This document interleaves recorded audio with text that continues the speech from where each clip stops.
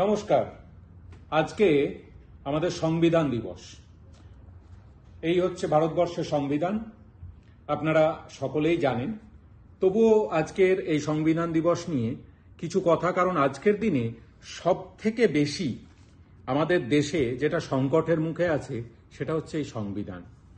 এই সংবিধানকে বদলে ফেলতে চাইছে বর্তমান কেন্দ্রের শাসক দল বিজেপি। আমরা বিভিন্ন সময় দেখেছি সংবিধান লঙ্ঘিত হচ্ছে।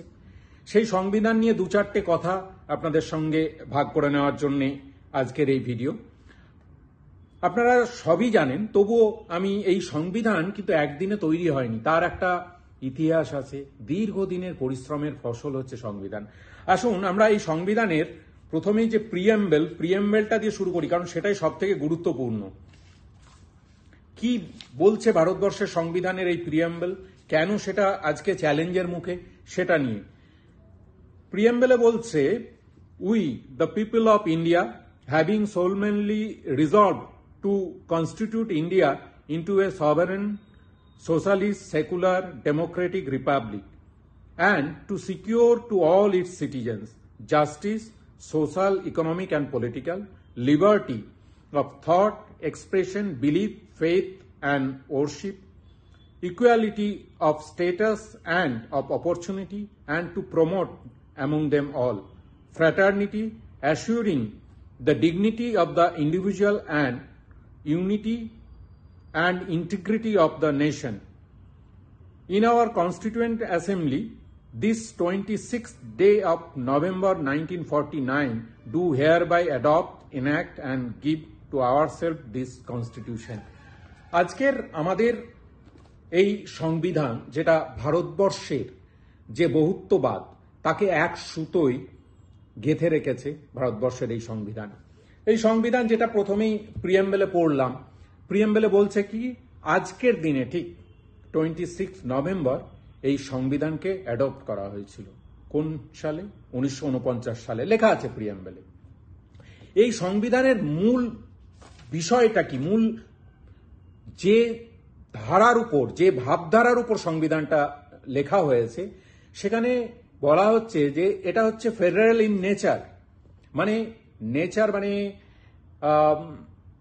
বৈশিষ্ট্যগতভাবে এটা হচ্ছে যুক্তরাষ্ট্রীয় এবং আত্মার দিক থেকে এটা হচ্ছে একক। এটা অদ্ভুত একটা কম্বিনেশন। এই ভারতবর্ষের সংবিধান প্রায় 10টা দেশের যে সংবিধান আছে সেই সংবিধানগুলোর থেকে বিভিন্ন জায়গার দ্বারা ইনফ্লুয়েন্সড হয়ে। কোন কোন 10টা দেশ আপনারা জানলে অবাক হবেন। পৃথিবীর গুরুত্বপূর্ণ 10টি দেশ সেই সময় দাঁড়িয়ে, সেই 10টা দেশের যে সংবিধান, সেই সংবিধানগুলোর থেকে গুরুত্বপূর্ণ কিছু জায়গা, কিছু বিষয় এর উপর ইনফ্লুয়েন্সড হয়ে আমাদের এই সংবিধানে কিন্তু নেওয়া হয়েছিল। তার মধ্যে UK, USA, Ireland, Australia, France, Canada, Soviet Union, Weimar Republic, South Africa and Japan.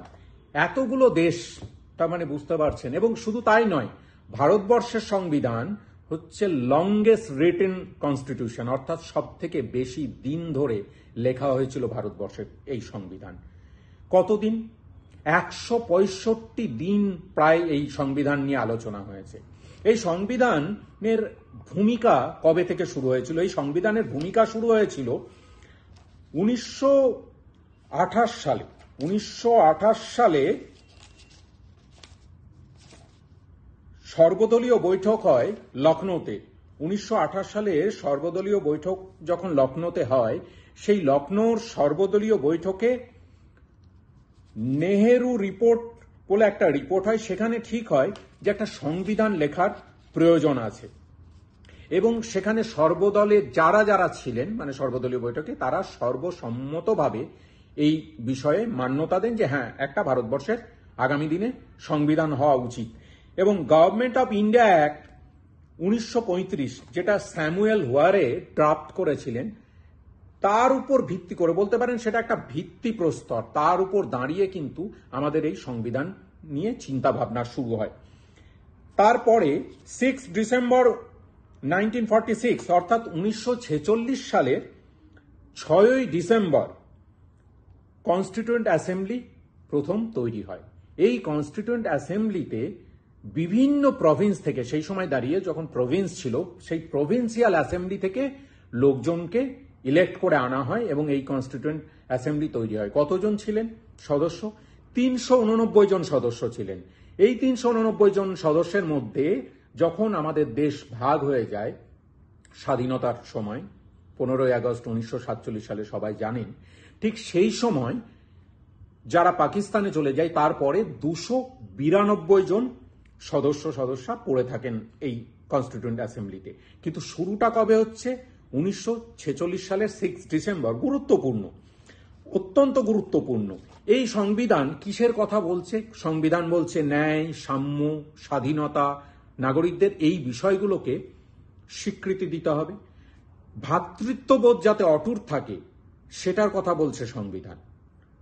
ভাবুন, সেই সময় দাঁড়িয়ে এই বিষয়গুলো নিয়ে চিন্তা ভাবনা করা হচ্ছে। আজকের দিনে দাঁড়িয়ে এত বছর পরে যেগুলো সমাজের ভিত, সেই ভিতকে যারা নড়িয়ে দেওয়ার চেষ্টা করছে, সেটা কিন্তু তখন ভেবেছিল যে এইগুলোকে প্রোটেক্ট করতে হবে, সুরক্ষিত রাখতে হবে। আজকে সেই বিষয়টা সুরক্ষিত রাখার জন্য আমাদের এই সংবিধান গুরুত্বপূর্ণ হয়ে পড়েছে। আমাদের লড়াইটা আজকে এই সংবিধান বাঁচানোর লড়াই। এটা আমরা সবসময় বলছি। কেন বাঁচানোর লড়াই সেটাতেই আমি বলার চেষ্টা করলাম। আমাদের সংবিধানের মধ্যে ফ্লেক্সিবিলিটি আছে, সংবিধান পরিবর্তন করা যাবে না এমন নয়, বহুবার অ্যামেন্ড হয়েছে। কিন্তু Keshavananda Bharati versus state of Kerala একটা মামলাতে, সেই মামলাতে রায় হয়েছিল যে সংবিধান পরিবর্তন করা যাবে, কিন্তু সংবিধানের যে মূল পরিকাঠামো, অর্থাৎ যেগুলো বললাম, সেই জায়গাগুলোয় হাত দেওয়া যাবে না। এমন একটা সংবিধান যারা লেজিসলেচার, জুডিশিয়ারি এবং এক্সিকিউটিভ, তাদের তিনজনের যে মেলবন্ধন, এবং প্রত্যেককে আলাদা আলাদা জায়গা দিয়েছে, প্রত্যেককে ক্ষমতা দেওয়া হয়েছে। লোকসভায় যারা জিতে যান তাদের দিয়ে ক্ষমতা দেওয়া হয়েছে ইউনিয়ন অফ স্টেট ভারতবর্ষ, সেই ইউনিয়ন অফ স্টেটের রিপ্রেজেন্টেশন প্রত্যেকটা স্টেট থেকে যাচ্ছে, অর্থাৎ কেন্দ্রের সরকারের হাতে ক্ষমতা আছে, সেই ক্ষমতা দেওয়া হয়েছে। আবার দেখুন কত মজার বিষয় যে যুক্তরাষ্ট্রীয় পরিকাঠামোকে বজায় রাখার জন্য সেখানে রাজ্যসভা করা হয়েছে, রাজ্যসভা আপার হাউস, সেখানে এমনভাবে করা হয়েছে যে রাজ্যসভা তো একটা বিল লোকসভায় পাশ হলো, রাজ্যসভাতেও সেটা পাশ করাতে হবে, তারপরে মহামান্য রাষ্ট্রপতির কাছে যাবে আইন তৈরি করার জন্য। এবার রাজ্যসভায় কারা যাচ্ছেন? রাজ্যসভায় যাচ্ছেন যারা সংশ্লিষ্ট রাজ্যের বিধায়ক আছেন, তারা ভোট দিয়ে নির্বাচিত করছেন রাজ্যসভার সদস্যদের, অর্থাৎ সেখানে কিন্তু রাজ্যের হাতে ক্ষমতা দেওয়া হচ্ছে। এই যে রাজ্য এবং কেন্দ্র, এই মেলবন্ধন এবং যুক্তরাষ্ট্রীয় পরিকাঠামো, অর্থাৎ শুধুমাত্র ক্ষমতা কেন্দ্রের হাতে, রাজ্যের হাতে কোনো ক্ষমতা নেই, এটা নেই। এটা হচ্ছে এই সংবিধানের অত্যন্ত একটা সুন্দর দিক, যে কারণে রাজ্যসভা গুরুত্বপূর্ণ, কারণ সেখানে রাজ্যের প্রতিনিধিকে কিন্তু পাঠানো হচ্ছে। এটা গুরুত্বপূর্ণ একটা দিক। ভারতবর্ষের সংবিধান এইভাবে ব্যালেন্স করেছে পুরো সিস্টেমটাকে। এবার এই সংবিধানে যেটা আমি প্রথমেই বলেছিলাম যে একটু ইতিহাস বলার চেষ্টা করব। এই সংবিধানের সঙ্গে বাংলার যোগ খুব বেশি। কেন? এই সংবিধানের যে ড্রাফট কমিটি, সেই ড্রাফট কমিটির চেয়ারম্যানকে আপনারা সকলে জানেন, বাবা সাহেব আম্বেদকর। বাবা সাহেব বি.আর. আম্বেদকর হচ্ছেন ড্রাফট কমিটির চেয়ারম্যান। তিনি কোথা থেকে নির্বাচিত হয়ে যাচ্ছেন? বেঙ্গল প্রভিন্সিয়াল অ্যাসেম্বলি থেকে, অর্থাৎ বাংলা তাকে নির্বাচিত করে প্রতিনিধি করে পাঠাচ্ছেন। গুরুত্বপূর্ণ না? এবার আরো গুরুত্বপূর্ণ বিষয় আছে। বাংলার সঙ্গে পরতে পরতে পরতে পরতে এই সংবিধানের কোথাও যেন একটা মেলবন্ধন আছে। এই সংবিধানের চিফ ড্রাফটসম্যান এস.এন. মুখার্জি, আবার আরেকজন বাঙালি। খুব অদ্ভুতভাবে আজকে আমি এই যে প্রিয়াম্বেলটা পড়লাম, এই প্রিয়াম্বেলের প্রস্তাব কে এনেছিল বলুন তো? প্রিয়াম্বেলের প্রথম প্রস্তাব এনেছিলেন জওহরলাল নেহেরু। 13ই ডিসেম্বর 1946 সাল তিনি অবজেক্টিভ রেজুলেশন এই কনস্টিটিউয়েন্ট অ্যাসেম্বলিতে পেশ করেন। যে কি অবজেক্টিভ, কেন সংবিধান, কি ভাবে সংবিধানটা আমরা চাইছি, সেই অবজেক্টিভটা তিনি পেশ করেন এবং সেই অবজেক্টিভটা 22শে জানুয়ারি 1947 সালে সর্বসম্মতিক্রমে গৃহীত হয়। গুরুত্বপূর্ণ। সেটাই পরবর্তীকালে কিন্তু প্রিয়াম্বেল হিসাবে আমাদের সংবিধানে এসছে। এইবার আমি বলছিলাম বাবা সাহেব আম্বেদকরের এই ড্রাফটিং কমিটিতে বাবা সাহেব আম্বেদকর ছাড়া আরো 6 জন সদস্য ছিলেন, কিন্তু তিনি ছিলেন এটার চেয়ারম্যান। তাকে চেয়ারম্যান করে এটা ঘোষণা করা হলো কবে? এই ঘোষণা হলো 29শে আগস্ট 1947 সালে। তার আগে কিন্তু ভারতবর্ষ স্বাধীন হলো 15ই আগস্ট 1947 সাল। সেখানে আমরা স্বাধীনতা লাভ করলাম, dominion of India and dominion of Pakistan তৈরি হলো। সেখান থেকে তারপরে 29শে আগস্ট 1947 সালে এই ড্রাফটিং কমিটি তৈরি করা হলো, তার চেয়ারম্যান করা হলো বাবা সাহেব আম্বেদকরকে। এবং শুধু তাই নয়, এই সংবিধানের যে বিভিন্ন চিত্রকলা সেইটা কারা তুলে ধরছেন, সেখানেও কিন্তু আবার বাংলা। শান্তিনিকেতন থেকে দুজনকে নিয়ে যাওয়া হলো, তারা হচ্ছে সেই আঁকাঝুঁকিগুলো করলেন। কারা তারা? তারা হচ্ছে রাম মনোহর সিনহা এবং স্বনামধন্য আপনারা সকলেই জানেন নন্দলাল বসু। রাম মনোহর সিনহা এবং নন্দলাল বসু তারা হচ্ছে এই সংবিধানে তারা কিন্তু যে চিত্রকলাগুলো তারা ফুটিয়ে তুললেন। তার মানে বাংলা বরাবর একটা ভূমিকা, স্বাধীনতা সংগ্রামে বাংলার ভূমিকা আপনারা সকলে জানেন, কিন্তু সংবিধান তৈরির পিছনেও বাংলার যে ভূমিকা সেটাও কিন্তু অবশ্যরণীয়। এবং শুধু তাই নয়, এই সংবিধান দীর্ঘ তর্ক বিতর্কের মধ্যে 165 দিন তর্ক বিতর্ক হয়েছে এবং তারপরে এই সংবিধান গৃহীত হয়েছে। গৃহীত হচ্ছে কবে? 26শে নভেম্বর 1949 সালে কনস্টিটিউয়েন্ট অ্যাসেম্বলিতে কি করা হচ্ছে, এটা সকলে মিলে সর্বসম্মতিক্রমে পাস করা হলো এবং অ্যাডপ্ট করা হলো যে এটাই ভারতবর্ষের সংবিধান হিসাবে মান্যতা পাবে। তারপরে 24শে জানুয়ারি আমরা দেখতে পাচ্ছি 24শে জানুয়ারি 1950, 24শে জানুয়ারি 1950 এই কনস্টিটিউয়েন্ট অ্যাসেম্বলির লাস্ট মিটিং হলো এবং লাস্ট মিটিং হওয়ার পরে সেখানে এটা সাইন করা হলো, অর্থাৎ সই করে ফরমালি 24শে জানুয়ারি 1950 সালে এটাকে গৃহীত করা হলো।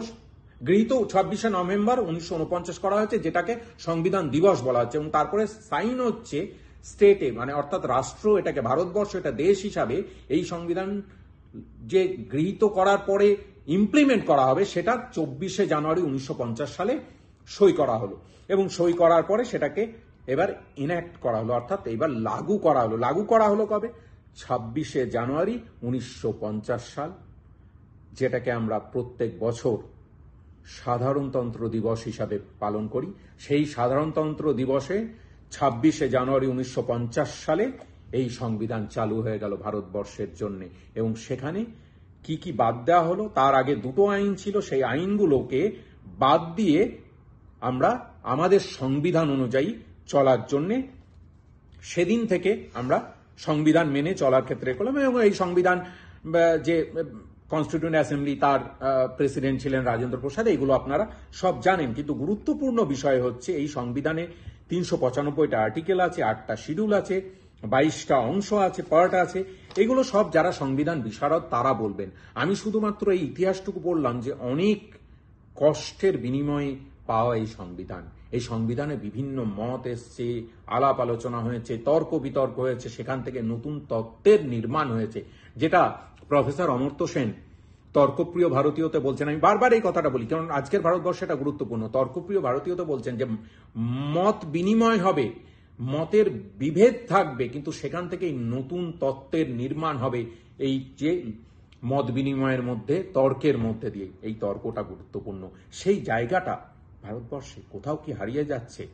সেইটা আজকের দিবসটা শুধু পালন করলে হবে না, এই সংবিধানকে বাঁচাতে হবে এবং ভারতবর্ষের যে অন্তরাত্মা, বহুত্ববাদ এবং এই ভারতবর্ষের সংবিধানের যে প্রিএম্বল যেটা লেখা আছে সেইগুলোকে কিন্তু বাঁচিয়ে রাখাটাই আজকের দিনে আমাদের সকলের জন্য বড় চ্যালেঞ্জ। সেই লড়াইয়ে আশা করি আপনারা সকলে থাকবেন। আমি তো রাস্তায় থাকবো, আপনারাও নিশ্চয়ই রাস্তায় থাকবেন। ধন্যবাদ।